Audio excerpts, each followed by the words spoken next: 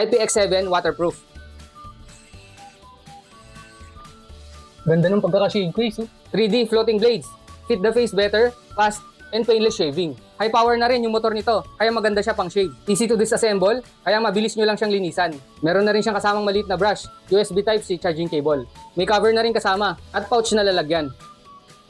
Meron na rin tong smart anti-pinch shaving. 1,400 mAh battery. I-charge nyo ng 1 hour. Pwede nyo gamitin ng up to 75 minutes.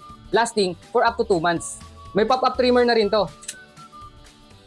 Multi-directional, floating triple blades. Dual tracking, floating blades and mesh. Ultra thin, triple ring, blade net. Triple blades, shave more cleanly and thoroughly.